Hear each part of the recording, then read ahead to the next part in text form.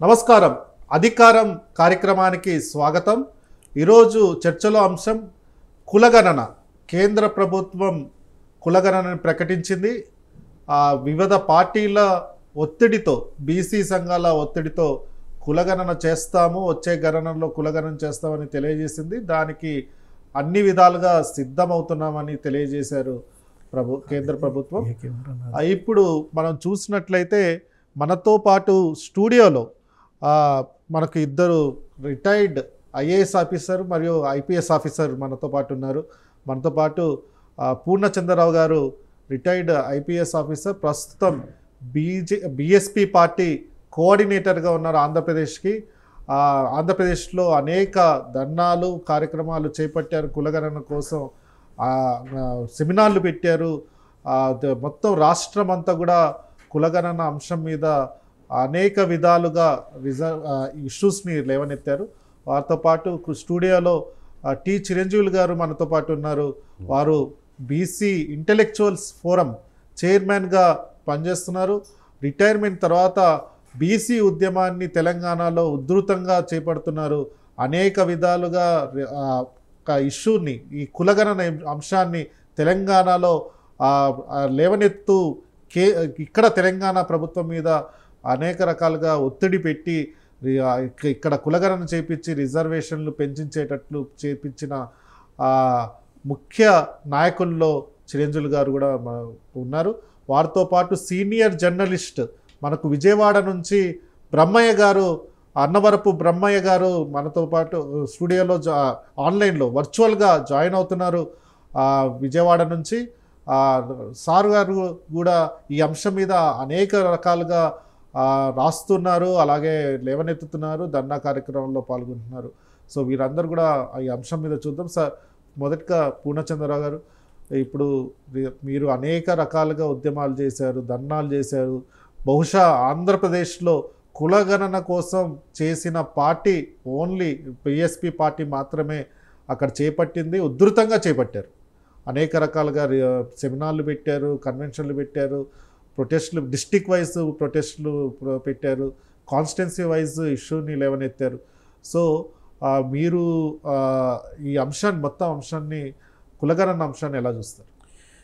ఇప్పుడు ఈ రోజున కేంద్ర ప్రభుత్వం క్యాబినెట్ డెసిషన్ తీసుకుంది. కులగణన చేయాలి జనగణనతో పాటు అనే నిర్ణయాన్ని తీసుకుంది. సరే, ఇన్నాళ్ళుగా 60 సంవత్సరాల పాటు ఏలినటువంటి కాంగ్రెస్ పార్టీ ఏ కులాలైతే ఆధ్వర్యంలో అయితే కాంగ్రెస్ పార్టీ పాలన సాగిందో ఆ కులాలు కులగణనకి వ్యతిరేకం కాబట్టి కులగణన చేపట్ల. అవే కులాలు ఈ రోజున బీజేపీలో చేరి ఆంధ్రప్రదేశ్ రాష్ట్రాన్ని పాలిస్తున్నాయి. బీజేపీ కానీ బీజేపీ అనుకూల పార్టీలు కానీ వాళ్ళకు కూడా ఇది మింగుడు పడని సమస్య అయినప్పటికీ కూడా ఈ పాలక కులాలు ఏవైతే ఉన్నాయో ఆంధ్రప్రదేశ్లో ఉన్న కమ్మారెడ్డి కులాలు, ఆ కులాలకి మరి మింగుడు పడని దాన్ని మరి క్యాబినెట్ డెసిషన్ మోడీ తీసుకోవడం, ఇంప్లిమెంట్ చేయాలని అనటం మీద బీసీలు చాలా అప్రమత్తంగా ఉండాలి. ఇవన్నీ అంత ఈజీగా నమ్మటానికి లేదు. ఎందుకంటే ఇవి ఎవరికి తెలియదు కాదు, బీసీలు వెనకబడిపోయి ఉన్నారని చెప్పి. మరి బీసీలకి అసెంబ్లీలో ప్రాతినిధ్యం చాలా తక్కువ. వాళ్ళు ఉన్నది 50% పైగా ఉంటే 15% ఎమ్మెల్యేలు ఉన్నారు ఇంతవరకు. మరి 3-4% ఉన్నటువంటి కమ్మారెడ్లు దాదాపుగా 50% వరకు ఎమ్మెల్యేలు వాళ్లే ఉన్నారు. ఆంధ్రప్రదేశ్ స్వాతంత్రం వచ్చినప్పటి నుంచి ఈ విభజిత ఆంధ్రప్రదేశ్ 13 జిల్లాల్లో మరి జరిగిన ఎన్నికల్లో స్వాతంత్రం వచ్చినప్పటి నుంచి ఇప్పటికీ 2902 మంది ఎమ్మెల్యేలు అయితే అందులో 1507 మంది కమ్మారెడ్లే. మరి బీసీలు కేవలం 498. ఈ ఎవరికి తెలియదండి బీసీలు వెనకబడిపోయి ఉన్నారు, వీళ్ళకి సరైన ప్రాతినిధ్యం ఇవ్వాలా. ఈ రిజర్వేషన్లు ఇవ్వటానికే స్వాతంత్రం వచ్చిన తర్వాత 25 సంవత్సరాలు పట్టింది ఆంధ్రప్రదేశ్లో. మరి సెంటర్లో ఇవ్వటానికి దాదాపుగా 50 సంవత్సరాలు పట్టింది. అంటే ఇది ఒక పద్ధతి ప్రకారం ఈ పాలక కులాలు ఏవైతే ఉన్నాయో కమ్మారెడ్లు ఖచ్చితంగా బీసీలకి రిజర్వేషన్లు రాకూడదని చెప్పి ఇన్నాళ్ళు చేశారు. మరి ఈరోజు కులగణన అనే దాన్ని తప్పని పరిస్థితుల్లో, ఇప్పుడు ఈ దివాళా తీసినటువంటి కాంగ్రెస్ పార్టీ, ఏ రకమైన కెరిస్మాటిక్ లీడర్ లేని కాంగ్రెస్ పార్టీ ఈరోజు వాళ్ళు దిక్కుతోచల. ఈ బీసీ ఎస్సీ ఎస్టీ కులాలను నమ్ముకోకపోతే రేపొద్దున ఈ పార్టీ అంతరిస్తుందని చెప్పి సో ఏదో ఒక ఉద్యమం చేపట్టి మాకు కులగణన కావాలా అని చెప్పి చెప్పారు. వాళ్ళ పాలిత ప్రాంతాలు ఏవైతే రాష్ట్రాలు ఉన్నాయో లైక్ కర్ణాటక ఇంతవరకు వాళ్ళు ఏం చేయలే. అయితే బీజేపీ ఎందుకు చేసింది? వాళ్ళ డిమాండే కాదు, ప్రజల్లో సైలెంట్ వేవ్ ఉంది ఈ రోజున. బీసీల్లో అన్యాయం జరుగుతుందని ఎట్లయితే ఉందో ఇది కాంగ్రెస్ చేసినందువల్ల వచ్చింది కాదు.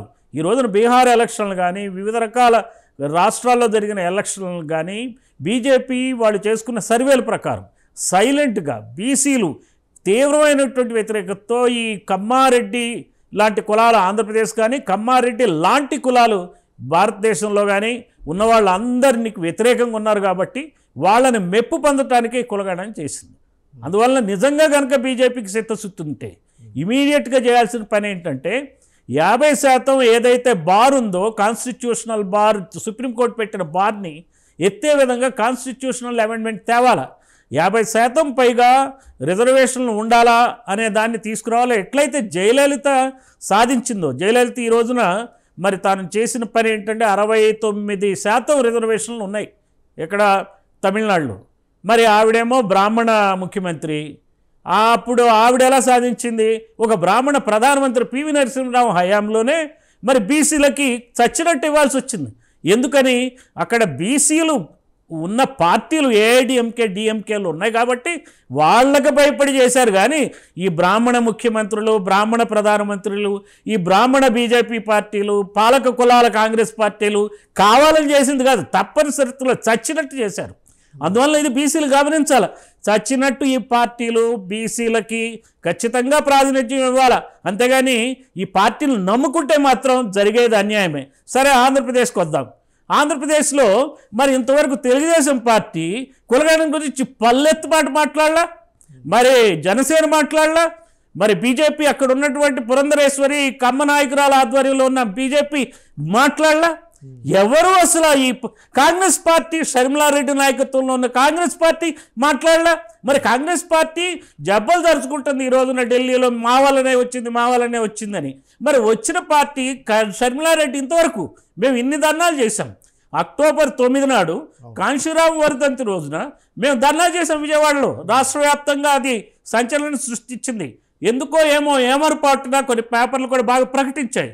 బహుశా పేపర్లో బాగా మైలేజ్ వచ్చినాక వాళ్ళు 4 గరుచుకుని ఇక ఈ మధ్య కవరేజ్ ఇవ్వటం మానేశారు. అలా ఏప్రిల్ 11 నాడు జ్యోతిబాపులే జయంతి నాడు రాష్ట్ర వ్యాప్తంగా అటు బీఎస్పీ ఆధ్వర్యంలో ఈ బీసీ సమన్వయ కమిటీల ఆధ్వర్యంలో ధర్నాలు నిర్వహించాం. ఈ దెబ్బకి మొత్తం మీద ప్రజల్లో నేను అందుకే చెప్తున్నా, ఒక సైలెంట్ వేవ్ ఉంది కాబట్టి ఈ సైలెంట్ వేవ్ ఒకే ఒక party Bahujan Samaj party BC సంఘాలు ఆంధ్రప్రదేశ్లో దీన్ని సీరియస్గా తీసుకుని ఒక ఉద్యమ రూపంలో మేము ముందుకెళ్తున్న క్రమంలో ఈ కులగణన చేయాలనేటువంటి అభిప్రాయం డెసిషన్ ఈ రోజున సెంట్రల్ గవర్నమెంట్ నుంచి వచ్చింది. అందువలన ఈ పాలక కుల పార్టీలు ఇప్పుడైనా సరే మాకు అడ్డం తగలకండి, మాకు ఉన్న కులగణనని అన్యాయం చేయకండి. అన్యాయకుడు బీసీలు అప్రమత్తంగా ఉండాలి. వీడిని నమ్మద్దు. ఈ నాయకులు ఇంతవరకు చంద్రబాబు నాయుడు వెల్కమ్ చేస్తానేమైనా ఒక మాట మాట్లాడా కులగణన గురించి? మరి జనసేన పవన్ కళ్యాణ్ ఏమైనా మాట్లాడా? షర్మిలారెడ్డి ఏమైనా మాట్లాడిందా? ఎవరు మాట్లాడట్లా. కమ్యూనిస్ట్ పార్టీలు మాట్లాడా? ఈ కమ్యూనిస్ట్ పార్టీలు కూడా అగ్రకుల కమ్యూనిస్ట్ పార్టీలు కాబట్టి, కమ్యూనిస్ట్ పార్టీలు రెడ్డి కమ్యూనిస్ట్ పార్టీలు కాబట్టి అక్కడ ఉన్నటువంటి మరి ఏదైతే పీడిత కులాల కార్యకర్తలను వేసుకుని కమ్యూనిస్ట్ రాజకీయాలు చేసి ఇంతవరకు ఆ పార్టీలు కూడా ఏం మాట్లాడట్లా. అందువల్ల ఈ రోజున ఆంధ్రప్రదేశ్లో బీసీలు అప్రమత్తంగా ఉండాలి. ఈ పార్టీలని ఏ పార్టీలు నమ్మద్దు. బహుజన్ సమాజ్ పార్టీ ఆధ్వర్యంలో రండి, మనం ముందుకు కదులుదాం. ఈ ఖచ్చితంగా సరే ఈ కులగణన సరిగ్గా చేసేట్టుగా మనం ప్రయత్నిద్దాం. అంతేకాకుండా 50% బార్ ఏదైతే సుప్రీంకోర్టు పెట్టిందో దాన్ని తొలగించాలని చెప్పాలి. ఎందుకంటే వాళ్ళు కమ్మారెడ్లకు రిజర్వేషన్లు 10% ఇచ్చుకున్నారు. ఆ 10%కి ఈ బార్ పనిచేయదు, కానీ బీసీలకు ఇవ్వడానికే పనిచేస్తుంది. అంటే చూడండి, బీసీలకు గమనించండి, మన ఊళ్ళల్లో ఉన్న కమ్మ నాయకులు, మన రాష్ట్రాల్లో ఉన్న కమ్మ నాయకులు, మన నియోజకవర్గాల్లో ఉన్న కమ్మ నాయకుల్ని, రెడ్డి నాయకుల్ని నిలదీయాల. తెలంగాణ ఉద్యమంలో ఎట్లయితే తెలంగాణ కోసం తెలంగాణలో ఉన్నట్టు రాజకీయ నాయకులందరినీ తెలంగాణ ప్రజలు గొరావులు చేసి వాళ్ళ కథలనివ్వకుండా తిరగనివ్వకుండా చేసి ఎలా అయితే తెలంగాణ సాధించుకున్నారో అదే పద్ధతిలో బీసీలు అందరూ కూడా ఉద్యమించాలా. ఈ కమ్మ నాయకుల్ని, ఎమ్మెల్యేలని, రెడ్లని మొత్తాన్ని కూడా మనం కంట్రోల్ చేయాలి. మీకు ఇంకో మాట చెప్తున్నా, ఈ రోజున గత మార్చి నెలలో ఒక క్యాబినెట్ డెసిషన్ తీసుకుంది ఆయన చంద్రబాబు నాయుడు. ఏమన్నాడు ఆయన? 34% నామినేటెడ్ పోస్టులు బీసీలకి ఇస్తా ఉన్నాడు. ఇంతవరకు ఒక్కటి కూడా ఇవ్వలే. నిన్నగాక మొన్న DCMS పోస్టులు ఒక 10, డీసీ మన కోఆపరేటివ్ సెంట్రల్ బ్యాంక్ పోస్టులు ఒక 10 అనౌన్స్ చేశారు. ఈ 10 పోస్టుల్లో బీసీలకు సరైన స్థానం లేదు. ఎక్కడ చూసినా రెడ్లు కమ్మలే, పేరుకి క్యాబినెట్ డెసిషన్. అందుకనే చెప్తున్నా, సెంట్రల్ గవర్నమెంట్ క్యాబినెట్ డెసిషన్ నమ్మద్దు. ఈ పార్టీలు మనవి కావు, ఇవి అగ్రకుల పార్టీలు. బీసీలు అప్రమత్తంగా ఉండాలా. కులగణన చేసి చట్టసభల్లో జనాభా దామాషా పద్ధతిలో బీసీలకి MP సీట్లు, MLA సీట్లు వచ్చే వరకు ఈ పార్టీలు నమ్మద్దు. వీళ్ళు ఖచ్చితంగా చేయాల్సి వస్తుంది, చేస్తారు. ఎందుకంటే ఈ పార్టీలన్నీ కూడా డబ్బంతా ఈ పార్టీల దగ్గరే ఉంది.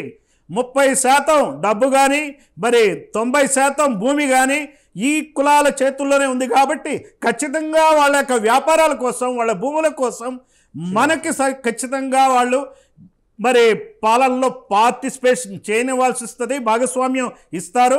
ఖచ్చితంగా మనం దాన్ని గమనించి మనం ఫైట్ చేయాలి.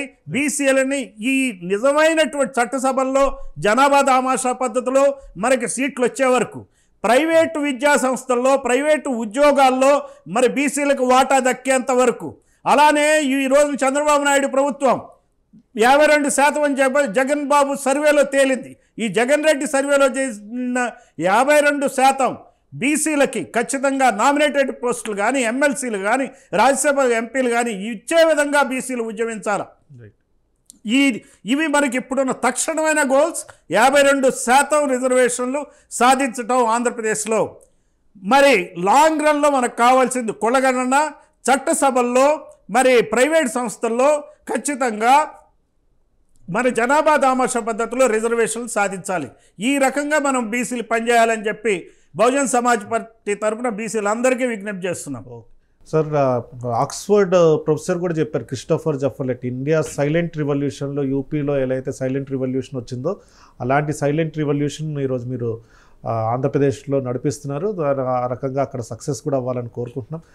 చిరంజీవి సార్, ఇప్పుడు మనం మొన్న చూసినట్లయితే కాంగ్రెస్ వర్కింగ్ కమిటీ వాళ్ళు ఈరోజు తెలంగాణ మోడల్ని రోల్ మోడల్గా తీసుకోవాలి కేంద్ర ప్రభుత్వం అని తెలియజేసింది.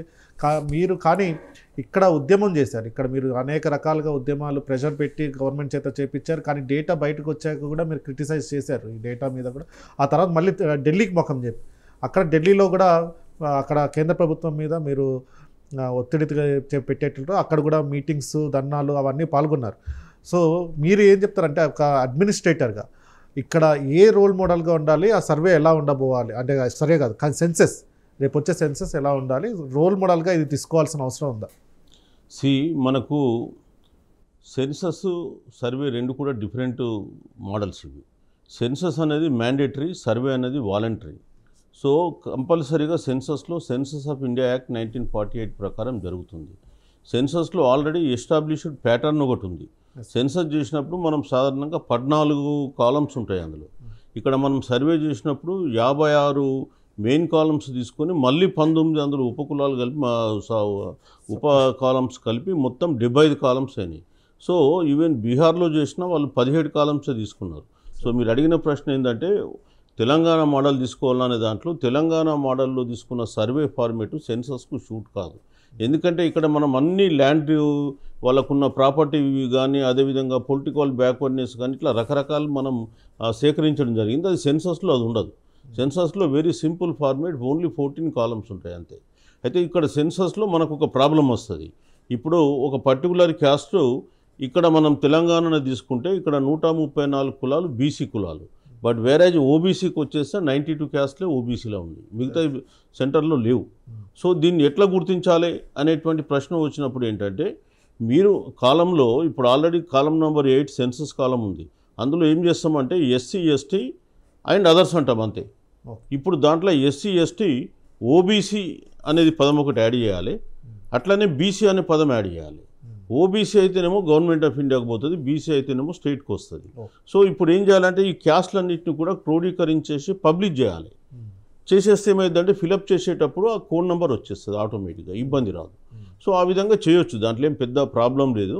అయితే ఇప్పుడున్న ప్రభుత్వాలకు వాస్తవంగా ఎంత చిత్తశుద్ధి ఉందని ముఖ్యం. ఎందుకంటే బీజేపీ వాళ్ళు 2010లో పార్లమెంట్లో తీర్మానం చేసేదాకా వాళ్ళు పట్టు వదలలేదు. సో అప్పుడున్న మన్మోహన్ సింగ్ మీద ప్రెషర్ పెట్టి 2011 సెన్సస్లో ఖచ్చితంగా కులాల లెక్క తీయాల్సిందే అని పట్టుబట్టినటువంటి వాళ్ళు. అదేవిధంగా 2018 ఆగస్టు 31 రోజు హోమ్ మినిస్టర్, ఆనాటి హోమ్ మినిస్టర్ అనేటువంటి మన రాజ్నాథ్ సింగ్ గారు కూడా లోక్సభలో మేము 2021 సెన్సస్లో కులగణన చేస్తామని చెప్పినారు. కానీ Maharashtra versus union of India కేసులో 2022లో మేము కులగణనకు వ్యతిరేకము, మేము చేయమని చెప్పి అఫిడవిట్ ఇచ్చారు. మొన్న జరిగిన మహారాష్ట్ర ఎన్నికల్లో కూడా ఇదే ప్రధానమంత్రి గారు ఏకైతో సేఫ్ హై, బాటింగేతో కాటింగే అని చెప్పేసి రకరకాల స్టేట్మెంట్లు కులగణనకు వ్యతిరేకంగా ఇచ్చారు. కులగణనకు వ్యతిరేకంగా అనేకమైన నరేటివ్స్ పబ్లిక్లోకి పంపించారు. సో అందుకే ఇవాళ ఒక అనుమానం ఉంది, ఎందుకు ఆల్ ఆఫ్ ఏ సడన్ ఎవరు ఊహించకున్న విధానంలో వీళ్ళు కులగణన చేస్తామని వచ్చారు అనేటువంటి దానిపైన అనేకమైన అనుమానాలు ఉన్నాయి.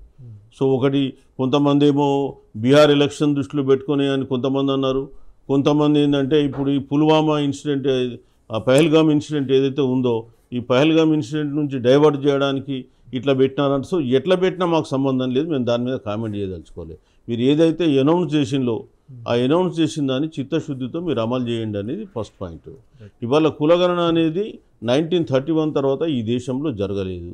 రాష్ట్రాలు చేసినాయి, రాష్ట్రాలు సర్వే చేసినాయి, కానీ అవి సెన్సస్ చేయలే. సర్వేలో నేను చెప్పాను, ఇప్పుడు 75 కాలమ్స్ ఉన్నాయి, సబ్ కాలమ్స్తో పట్టుకుంటే కూడా. సో అన్ని కాలమ్స్ సెన్సస్లో ఎప్పుడు చేయరు. కాబట్టి సెన్సస్ అనేది యాక్యురేట్గా ఉంది. వాళ్ళ ఆల్రెడీ ఒక ఎస్టాబ్లిష్డ్ ప్రాక్టీస్ 1881 నుంచి నడుస్తున్నారు. 1881లో మీరు 8 కాలమ్స్ 9 కాలమ్స్ ఉండే, అది తీసి పెరుగుతూ ఇవాళ 14 కాలమ్స్కి వచ్చింది. సో ఇంకో 2 కాలమ్స్ ఉపకాలాలు వచ్చేస్తాయి దాంట్లో, సబ్ కాలమ్స్ ఏంటంటే ఓబీసీ అండ్ బీసీ అనేది అండ్ ఓసీ అనేది. సో అది చేసేసుకుంటే సింపుల్ ప్రొసీజర్, అందులో ఏం పెద్ద ఇష్యూ లేదు. అయితే మనం ఏమంటున్నామంటే బీజేపీ గవర్నమెంట్కు మీరు ఎట్లాగూ 2027లో ఉమెన్ రిజర్వేషన్ అమలు చేయాలి, అదేవిధంగా మీరు కాన్స్టిట్యుయెన్సీస్ను పెంచుతామన్నారు, కానీ జనాభా గణన అనేది కంపల్సరీ.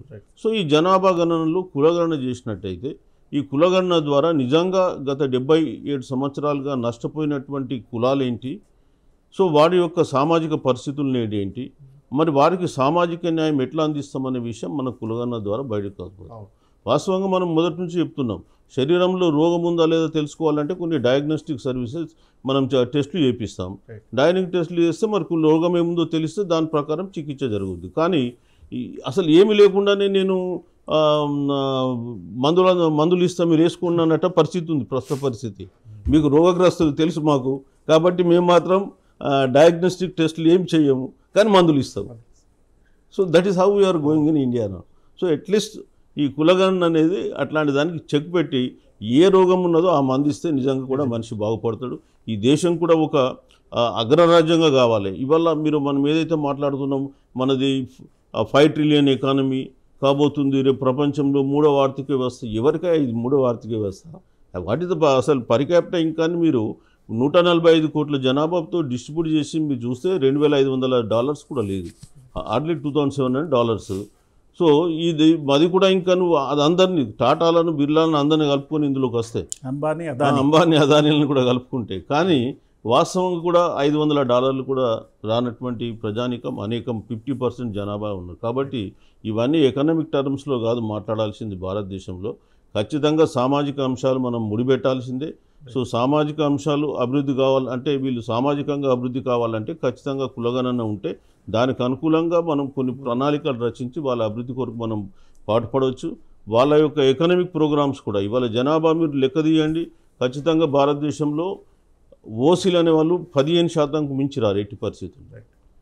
సో 15% అందులో ఈడబ్ల్యూఎస్ అనేవాళ్ళు 5% కంటే ఎక్కువ ఉండరు 15%. అంటే 5% జనాభాకు నువ్వు 10% రిజర్వేషన్ ఇస్తావు. ఎస్సీలకు ఎస్టీలకు వారి జనాభా దామాషా ప్రకారం ఇస్తాం. మరి బీసీలు ఖచ్చితంగా ఈ దేశంలో అది 52% వారు లెక్కగట్టింది. ఇది 1931 సెన్సస్ మీద మండల్ గారు లెక్కగట్టారు. కానీ ఈరోజు మీరు లెక్క తీయండి, అనేకమైన కులాలు మళ్ళీ బీసీ కులాలలో కలిసినాయి. సో ఈరోజు 56% ఖచ్చితంగా ఉంటుంది భారతదేశంలో కూడా మొత్తం. సో 56% జనాభాకు తీసుకొచ్చి 27% రిజర్వేషన్ మీరు కేంద్రంలో ఇస్తారు, అది కూడా పూర్తిగా నింపుతలేరు, అది పరిస్థితి. సార్ సో సార్ బ్రహ్మయ్య గారు, మీరు ఆన్లైన్లో జాయిన్ అయ్యారు, మీ అభిప్రాయం ఏంటి? ఇప్పుడు కులగణన దేశవ్యాప్తంగా కులగణన జరగబోతుంది, రిజర్వేషన్ల అంశం ముందుకు రాబోతుంది. మళ్ళీ మనం ఏదైతే 90s 80s 90sలో చూసామో, అప్పట్లో మీరు యువతగా ఉన్నారు, సో అప్పట్లో చూసిన అంశం మళ్ళీ తెర ముందుకి రాబోతుందా అని అనుకుంటున్నారా? మీ అభిప్రాయం ఏంటండి? ఇప్పుడు కులగణనకు సంబంధించి కేంద్ర ప్రభుత్వం ఎట్టకేలకు నిర్ణయం తీసుకోవటం సముచితంగా ఉన్నది. ఆలస్యంగానైనా మంచి నిర్ణయం తీసుకున్నది. అయితే ఇక్కడ అంశం ఏంటంటే, ప్రధానంగా తెలుసుకోవాల్సిన అంశము కులగణన చేయటం ఒక్కటమే కాదు. మండల కమిషన్ నివేదిక ఇచ్చింది. ఏమని ఇచ్చింది? రాజకీయాల్లో కూడా బీసీలకు రిజర్వేషన్ అమలు చేయాలి అని చెప్పేసి.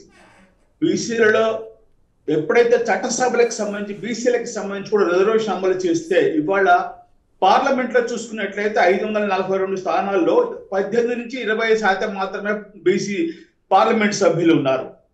అట్లే సుప్రీంకోర్టు జడ్జెస్ తీసుకుంటే అక్కడ కూడా 8% కంటే ఎక్కువగా లేరు దానికి సంబంధించి. అంటే ఈ యొక్క రిజర్వేషన్ లెక్కించడం ఒక ప్రధానమైన అంశం అయితే, దాన్ని చట్టసభలకు అన్వయించడం అనేది ప్రధానమైన అంశము ఇక్కడ దీనికి సంబంధించి. ఇది ఆ యొక్క కులగణన యొక్క లక్ష్యం అట్లా ఉండాలి. ఇదే సమయంలో కులగణనకు సంబంధించి ప్రభుత్వాలు స్పష్టమైన ప్రచారం చేయాలి.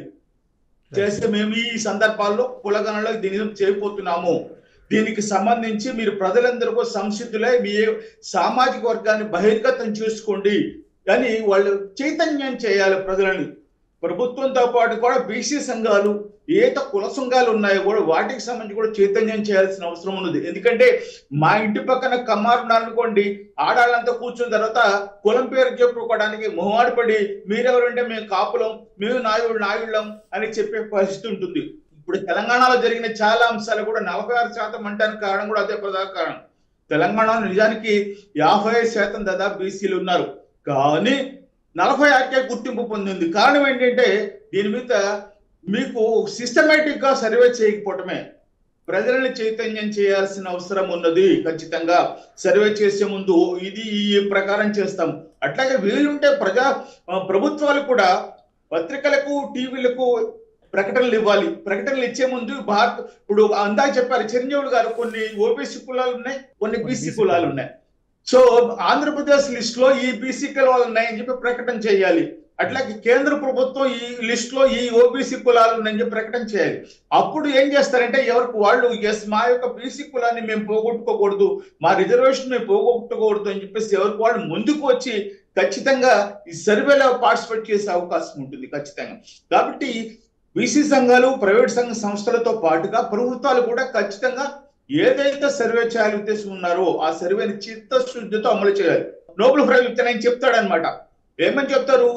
ఆర్థిక ప్రయోజనాలు లేని దాంట్లో మానవీయ కోణం లేకపోతే ఆర్థిక యొక్క ప్రయోజనం వేస్ట్ అని చెప్తారు అనమాట దానికి సంబంధించి.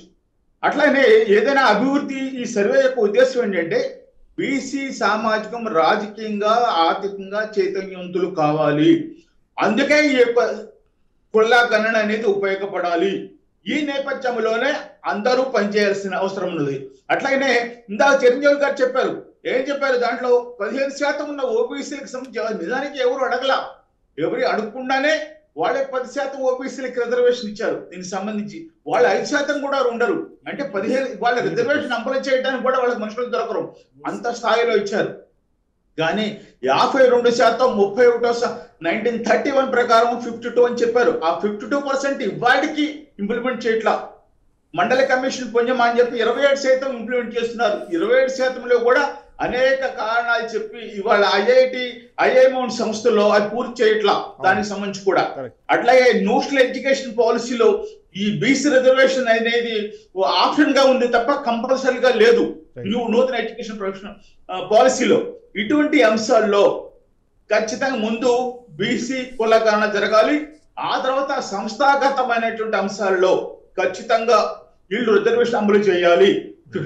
చట్టసభలకు సంబంధించి చేయాల్సిన అవసరం తప్పనిసరిగా ఉంది. Okay sir.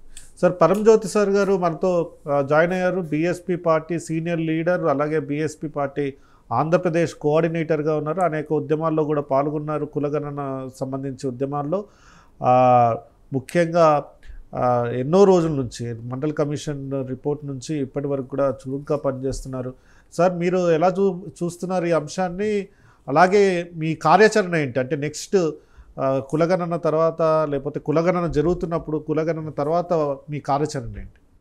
కిరణ్ గారు, ఇప్పుడు బీజేపీ కేంద్ర ప్రభుత్వం యూటర్న్ తీసుకొని కులగణన అనేటువంటిది జనగణనతో పాటు చేస్తా అని చెప్పేసి ప్రకటించింది. ఇది చాలా మంది కూడా ఆశ్చర్య చకితులు చేసింది. నిజంగా ఈ నిర్ణయం ఎందుకు తీసుకుందనేటువంటి అంశంలోకి వెళ్తే, ఇప్పుడు నిజంగా ఈ కులగణన అనేటువంటిది ఉన్నటువంటి ఈ బహుజనుల యొక్క ప్రయోజనం కోసం చేస్తుందా, లేదా పొలిటికల్ ఉద్దేశంతో ప్రకటించింది అనేటువంటి విషయం ఈ రోజున ఒక అనుమానాస్పదంగా ఉన్నది.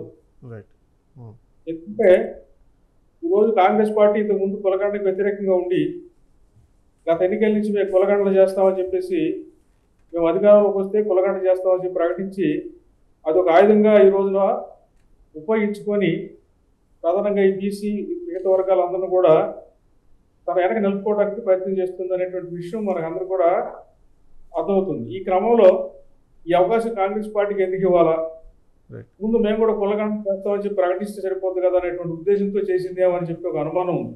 ఎందుకంటే మనందరం కూడా తెలిసిందే, మహిళలకు రిజర్వేషన్లు ఇస్తానని చెప్పి మరి ఈ మధ్య హడావుడి చేసి ఆఖరికి వచ్చేలాగా ఎప్పుడు మహిళలకి రిజర్వేషన్లు అనేటువంటి అమలవుతున్నటువంటి తెలియనటువంటి పరిస్థితి కనిపిస్తుంది. మరి ఇది కూడా అదే రకంగా జరుగుతుందేమో మనం చెప్పలేనటువంటి పరిస్థితి. ఇంకొక వైపు ఏంటంటే, ఇప్పుడు ఈ ఒక కథ జ్ఞాపకం వస్తుంది మనకి. అదేంటంటే, మనకి ఈ కొంగని నక్క విందుకు పిలిచినట్లుగా అట్లనే నక్కని కొంగ ఎందుకు పిలిచి అది ఏ విధంగా చేసిందో మనందరికీ తెలుస్తుంది. మరి ఒక పూజలో పెట్టి పాయసం తాగమంటే నక్క ఎలా తాగుతుంది? ఇట్లాగనే వీళ్ళందరూ కూడా ప్రకటించడమే కానీ వాస్తవానికి ఇది బీసీలకు లేదా ఈ కులగణన ద్వారా వచ్చేటువంటి ప్రయోజనాలు ఆ ప్రజలకు ఉపయోగపడేటువంటి చేయడం అనేటువంటి దానికి వచ్చేలకి ఖచ్చితంగా ఇది ఒక మోసమైనటువంటి పద్ధతి అవలంబిస్తుందని చెప్పేసి మనం కూడా అనుకుంటున్నాం. నిజంగా చిత్తశుద్ధి ఉంటే వాస్తవానికి ఇప్పుడు ప్రధానమైనటువంటి సమస్య ఏంటంటే, కులగణన జరిగిన తర్వాత అల్టిమేట్గా దానికి ప్రధానమైన ఉద్దేశం ఏంటంటే, కులాల ప్రకారంగా మరి విద్యాలయాల్లో, ఉద్యోగాల్లో, స్థానిక సంస్థల్లో రిజర్వేషన్లు ఇవ్వాలా, అట్లా చట్టసభలో రిజర్వేషన్లు ఇవ్వాలి. ఈ అంశాన్ని దృష్టిలో పెట్టుకుని కులగణన అనేటువంటిది చేసినప్పుడు మాత్రమే ఈ కులాల యొక్క సమగ్ర అభివృద్ధి సాధ్యమవుతుంది. అయితే వీటికి దీనికోసం ప్రధానమైన అడ్డంకి ఏంటంటే, ఈ రోజున సుప్రీంకోర్టు పెట్టినటువంటి 50% క్యాప్, అంటే రిజర్వేషన్లకు ఎస్సీ ఎస్టీ బీసీలకు ఏదో ఈ రిజర్వేషన్లు 50% దాటకూడదు అనేటువంటిది సుప్రీంకోర్టు ఏదైతే క్యాప్ పెట్టిందో, సీలింగ్ లాంటిది, దానివల్ల ఈ రోజున ఏ రాష్ట్ర ప్రభుత్వం అయినా సరే కులగణన చేసి లేదా కుల సర్వేలు చేసి బీసీలకి మిగతా వర్గాలకి రిజర్వేషన్లు పెంచుదామని చెప్పేసి అనుకునే పని అయితే ఈ రోజున అది ఒక పెద్ద ప్రతిబంధకంగా ఉంది. అది మరి ఈ రోజున కాంగ్రెస్ పార్టీ కూడా చెప్తుంది, మరి 50% సుప్రీంకోర్టు పెట్టినటువంటి సీలింగ్ని తీసేయడం కోసం ఈ రోజున చట్టాన్ని లేదా రాజ్యాంగాన్ని మార్చేటువంటి ఏర్పాటు చేయాలని. మరి అది చేయకుండా ఇప్పుడు అనేక రాష్ట్ర ప్రభుత్వాలు, ఇప్పుడు తెలంగాణ కానీ కర్ణాటక కానీ అంతకుముందు మరి బీహార్ కానీ కులగణన చేసి బీసీలకు ఉన్నటువంటి వాళ్ళకున్న పర్సంటేజ్ ఆఫ్ జనాభా ప్రకారం ఈ రోజున రిజర్వేషన్ పెంచడానికి అవకాశం లేకుండా పోయింది. అట్లాగే ఆంధ్రప్రదేశ్లో కూడా 50% జగన్మోహన్ రెడ్డి ఈ బీసీ జనాభా ఉందన్నప్పుడు కూడా ఇప్పుడు అది చేయడానికి కూడా ఈ రోజున అవకాశం లేదు. దీంతో పాటుగా ఈ ఎస్సీలు కూడా, షెడ్యూల్ క్యాస్ట్కి సంబంధించిన వాళ్ళు కూడా ఇప్పుడు 2011 జనాభా లెక్కల తర్వాత మళ్ళీ జనాభా లెక్కలు తీయాల. ఇప్పుడు అనేక సర్వేలు కానీ మరి కొన్ని రాష్ట్రాల్లో చేసినటువంటి జనాభా లెక్కల ప్రకారం చాలా రాష్ట్రాల్లో ఈ రోజున ఎస్సీ జనాభా పెరిగినటువంటి జనాభా ప్రకారం ఎస్సీ ఎస్టీలు కూడా రిజర్వేషన్లు ఇవ్వాలి. దానికి కూడా ఈ రోజున 50% సీలింగ్ అడ్డమవుతుంది.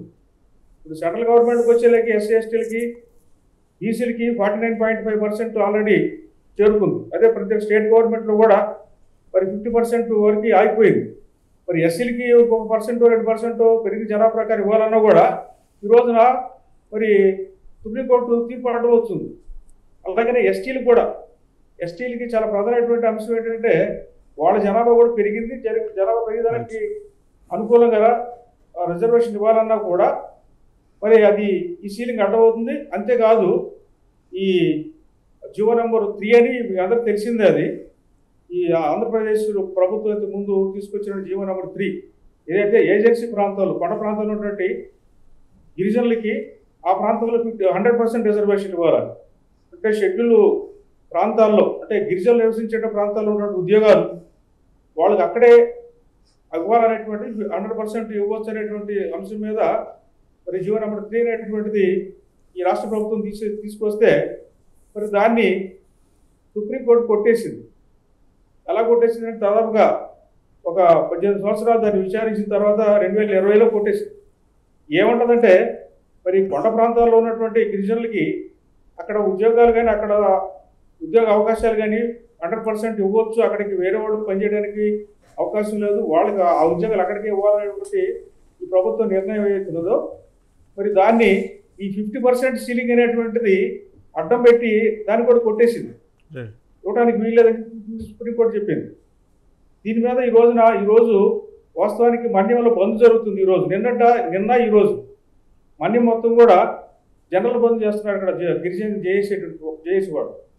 కాబట్టి ఏంటంటే బీసీలకు కానీ, ఎస్సీలకు కానీ, ఎస్టీలకు కానీ వీళ్ళ జనాభా ప్రకారం ఈ రోజున రిజర్వేషన్ పెంచాలంటే ఈ 50% సీలింగ్ అనేటువంటి సుప్రీంకోర్టు పెట్టింది అడ్డమవుతుంది. కాబట్టి నిజంగా ఈ బీజేపీ ప్రభుత్వం శుద్ధి ఉంటే ఖచ్చితంగా ముందు ఆ 50% సీలింగ్ ఎత్తేసేటువంటి విధంగా చర్యలు తీసుకోవాలని చెప్పేసి మరి మేము డిమాండ్ చేస్తున్నాం.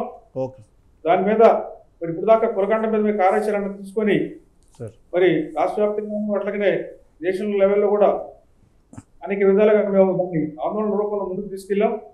మరి ఇప్పుడు ఈ 50% సీలింగ్ అనేటువంటి సుప్రీంకోర్టు ఏదైతే పెట్టిందో ఉన్నటువంటి ఆ సీలింగ్ ఎత్తేసేటువంటి విధంగా ఈ ప్రభుత్వం చట్టసభల్లో మరి దాన్ని రాజ్యాంగాన్ని మార్చేటువంటి కార్యక్రమాన్ని చేసి ఈ క్యాప్ని ఏదైతే సీలింగ్ని తీసేయాలని చెప్పేసి మేము కోరుతున్నాం. ఆ మేరకు మేము కూడా ఉద్యమించడానికి మేము సిద్ధంగా ఉండవలసిన ఈ సందర్భంగా తెలియజేస్తున్నాం. ఓకే సార్ కన్క్లూడింగ్ రిమార్క్స్గా పూర్ణచంద్రరావు గారు కన్క్లూడింగ్ రిమార్క్స్ చాలా క్లుప్తంగా. ఇందులో బేసికల్గా కులగణన ఎందుకు చేస్తున్నాం మనం? కులగణనలో అన్ని కులాలకి సమమైనటువంటి ప్రాతినిధ్యం మరి ప్రజాస్వామ్యంలో భాగస్వామ్యం ఉండాలని, అంటే అటు చట్టసభల్లో కానీ, విద్యా ఉద్యోగాల్లో కానీ, ఎకానమీలో కానీ ఉండటం అనేది చాలా అవసరం. నిజం చెప్పాలంటే బ్రిటిష్ వాళ్ళే నయం అనిపిస్తారు. ఒకసారి 1930 రౌండ్ టేబుల్ కాన్ఫరెన్స్లో అంబేద్కర్ ఎప్పుడైతే ఎస్సీలకు రిజర్వేషన్ కావాలన్నాడు ఆయన, దాన్ని వెంటనే ఆమోదించారు. 1930 అదే రిజర్వేషన్లు ఇచ్చారు. ఏది చట్టసభల్లో ఇచ్చారు, విద్యా ఉద్యోగాల్లో కూడా ఇచ్చారు. ఆ తర్వాత మనకు స్వాతంత్రం వచ్చింది, ఎస్టీలకు కూడా రిజర్వేషన్ ఎస్సీలతో పాటుగా ఇవ్వటం జరిగింది. సరే, అంబేద్కర్ యాక్చువల్గా ఈ రిజర్వేషన్ అనే ప్రక్రియను పెట్టడం కనుక ముఖ్య ఉద్దేశం ఏంటంటే ఈ ఎవరైతే అణగారిన వర్గాలు ఉన్నాయో, బలహీన వర్గాలు ఉన్నాయో వాళ్ళకు కూడా ప్రజాపాలనలో భాగస్వామ్యం ఉంటే అప్పుడు ఖచ్చితంగా శాంతి భద్రతలు బాగుంటాయి, అసంతృప్తి ఉండదు. అప్పుడు ఈ పాలక కులాలకి నిజంగా ఒక రకమైనటువంటి సివిల్ వార్ జరగకుండా అంబేద్కరు ఆ రోజున ఆ రకంగా ఈ రిజర్వేషన్ల ప్రక్రియను కానీ లేకపోతే కాన్స్టిట్యూషనల్ ప్రొవిజన్స్ కానీ ఏర్పాటు చేయడం జరిగింది. అయితే ఏమైంది, మన గ్రామాల్లో ఏ వర్గాలైతే, ఏ కులాలైతే మరి ఆధిపత్యం చెలాయిస్తాయో అదే కులాల ఆధ్వర్యంలో రాష్ట్ర ప్రభుత్వాలు ఉండటం, కేంద్ర ప్రభుత్వాలు ఉండటం వల్ల బీసీలకి రిజర్వేషన్ చేయలే, కులగణన చేయలే. నేను చెప్పేది ఏంటంటే ఈరోజు నిజమైన మహాత్ముడు ఈ భారతదేశంలో ఉంటే అంబేద్కరే నిజమైన మహాత్ముడు. అందువల్ల ఆయన దాన్ని దృష్టిలో పెట్టుకుని ఇప్పటికైనా సరే ప్రభుత్వాలు నిజంగా వాళ్ళు సహృదయంగా ఖచ్చితంగా కులగణన చేపట్టి బీసీ, ఎస్సీ, ఎస్టీ మైనారిటీలకి మరి జనాభా దామాషా పద్ధతిలో అటు ఆర్థిక రంగంలో కానీ, ఇటు సామాజిక రంగంలో కానీ, ఇటు రాజకీయ రంగంలో కానీ సమైనటువంటి ప్రాతినిధ్యం గనక చేయకపోతే ఖచ్చితంగా దేశంలో బయట శత్రువు సంగతి దేవుడెరుగు. బయట శత్రువుని ఏం చేస్తున్నారు, ఏం చేయగలరు అనే దానికి చాలా విస్తారమైన వ్యవస్థ ఉంది. ఆర్మీ ఉంది, నేవీ ఉంది, ఎయిర్ ఫోర్స్ ఉంది, మరి దానికి డీల్ చేయడానికి ఇండియన్ ఫారిన్ సర్వీస్ వాళ్ళు ఉన్నారు, చాలామంది మేధావులు ఉన్నారు. వీళ్ళందరూ కూడా తర్వాత ఈ సంపద సమకూర్చుకున్నటువంటి అంబానీలు, అదానీలు వాళ్ళ ఇంట్రెస్టులు కాపాడటం కోసమైనా సరే ప్రభుత్వానికి చేదోడు వాదోడుగా ఉండాల్సి వస్తుంది. వీళ్ళందరూ ఎట్లాగో చేస్తారు. అది పుల్వామా దాడి కాదు, లేకపోతే మన పహల్గామ్ది కాదు, పాకిస్తాన్ డీల్ చేయటం కాదు, దానికి కావాల్సిన సాధన సంపత్తి మొత్తం భారతదేశానికి ఉంది. అందువల్ల వీళ్ళ గొప్పతనం ఏంటో, వీళ్ళ గొప్ప ఏ రకంగా చేయగలరో చూద్దాం గత నెక్స్ట్ 5-6 నెలల్లో. అయితే ఇప్పుడు చేయాల్సింది ఏంటంటే, ఇప్పుడు చేయాల్సింది మరి కేబినెట్ నిర్ణయం ఎట్లయితే తీసుకున్నారో దీన్ని అమలుపరచడం. మరి ఆంధ్రప్రదేశ్ ప్రభుత్వం వాళ్ళ మేనిఫెస్టోలో చెప్పినట్టు 34% నామినేటెడ్ పోస్టులు, జగన్ సర్వేలో ఏదైతే 52% బీసీలని తేలిందో 52% నామినేటెడ్ పోస్టులు ఇవ్వండి. మీరు ఓన్లీ కేబినెట్ నిర్ణయాలు కాదు, నిజంగా ఇంప్లిమెంట్ చేయండి. వైస్ ఛాన్సలర్ని అదే దామాషా పద్ధతిలో పెట్టండి, జిల్లా అధికారులను పెట్టండి. మరి ఎంపీ ఎమ్మెల్యేలని రేపొద్దున ఎవరిని చేసినా సరే మరి జనాభా దామాషా పద్ధతిలో బీసీలకు 52% వాటా ఇవ్వాలి. ఆ డైరెక్షన్లో బహుజన్ సమాజ్ పార్టీ ప్రయత్నిస్తుంది. ఓకే, ఇది చర్చలో భాగంగా కులగణన చేయడం కాదు, కుల చిత్తశుద్ధితో 50% సీలింగ్ ఏదైతే ఉందో దాన్ని ఎత్తివేయాలంటే మేమెంతో మాకంతా ఎస్సీ ఎస్టీ బీసీలకు వాళ్ళకి దక్కాల్సిన వాటా దక్కాలని ఈరోజు మనతో పాటు స్టూడియోలో డాక్టర్ పూర్ణచంద్రరావు గారు, అలాగే మన పరమజ్యోతి గారు, అలాగే బ్రహ్మయ్య గారు, ఇప్పుడే మాట్లాడి వెళ్ళిన చిరంజీవి గారు అందరూ ఇక్కడ ముక్త కంఠంతో చెప్తున్నారు. అది ఈ అధికారంలో చర్చలో అంశం. మరొక అంశంతో నెక్స్ట్ వీక్ కలుద్దాం. అప్పటి వరకు సెలవు.